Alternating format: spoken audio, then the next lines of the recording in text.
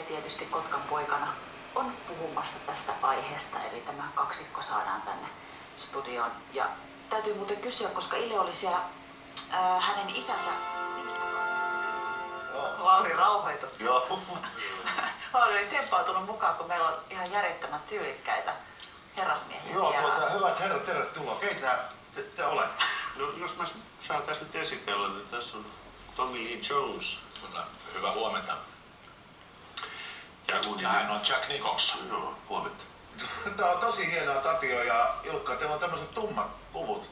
Onko rockfootis on tärkeä asia vai kuinka? No, tää on juhlallinen asia, että sen takia niin kun yleensä valmennusjohto ja muut laittaa aina kun on juhlallinen ottelu käynnissä laittavat puun päälle. Ja nyt on rockfootis 25 vuotta on niin juhlavuosi, jos näin voi sanoa. Ja 800 pelaajaa Kotkassa ja tätä on otettu monta vuotta. Meidän levyyhtiö Aksar Music olla isäntänä ja Kotkan Jäntevaasin avustajana. Ja haluan kiittää kaikkia kotkalaisia, jotka on tässä mukana. Ja tämä rockfootis on tosi iso perhe ja meillä on kaikkia viihdetaiteilijoita mukana. Ja haluan nyt oikeastaan sanoa tässä muun muassa Jukka Virtanen, hänen jalkansa vielä edelleen nousee vahvasti. Oikein hyvin, joo. Tapio, muistatko milloin sinä olet ensimmäistä kertaa pelaamassa? Mä yritin tuossa muistella aulassa, että mä en ollut varmaan ihan ekoissa, mutta sitten minä olin ja pelasin, en pelannut rumbajoukkoja, mutta Radio Mafian joukkueessa, taisi olla kuitenkin 90-luvun puolella, ja sitten Tavastion joukkueessakin on pelannut.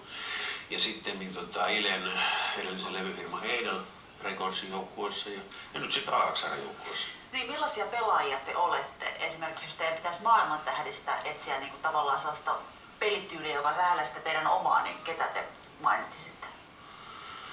No, ei se ole hyvin vaikea sanoa. Mikä se oli tää? Voisin kertoa tämmöisen tarinan tässä välissä, kun mä ajattelin, että hän oli aikoinaan Seinäjoella pelaamassa. Mä juoksin sitten kapteeninomaisuudessa vaihtoon valamaan henkeä sitten joukkoja ja Tapsan viereen tungin sitten siinä katsoin Jack Nicholsonia ja sanoin, että Tapsa, ainakin ollaan me helvetin hyvin taisteltu, niin Tapsa katsoi mua, Jack Nicholsonin turpa kääntyi hitaasti ja sanoi, että aivan, mietti mitkä lukemat olisikaan, niin suotti olisi vähänkään päässyt herpaantumaan. Ja silloin oltiin häviöllä 17-0. Että tää nyt kuvastaa hivenen.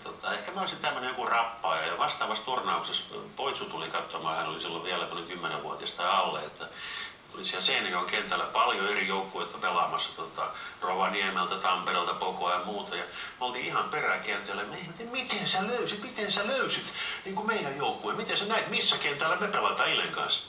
Mä tunnistin kävelytyylistä. Mutta asiat otetaan aika, pidetään hauskaa, mutta että taistellaan tässä viihde- ja urheilusista kohtaa hienosti toisensa, niin kuin viihdetään kummatkin asiat on.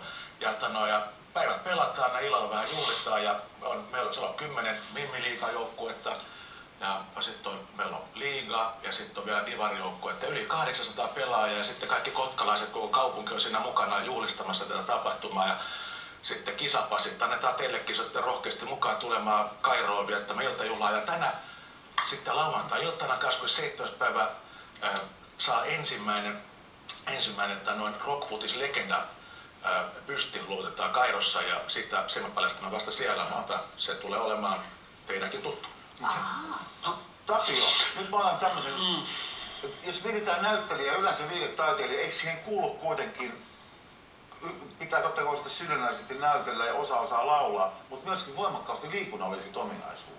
Ja viittaako siihen, että Bilbaon teurastaja kaatui myös niinku suurin piirtein sellainen, että se niinku näytteli aina.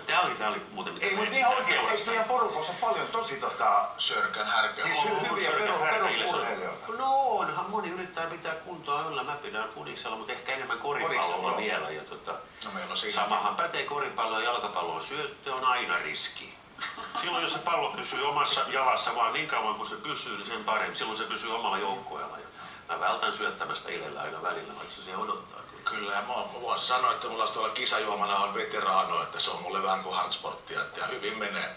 Mulla on tässä teidän säännöt. Rock ja Alikseen saavat ilman erikseen annettavaa lupaa osallistua korkeintaan 4-divaria arkena harrastavat pelurit. Eli ei saa olla korkeammalta, paitsi jollain erikoisluvalla.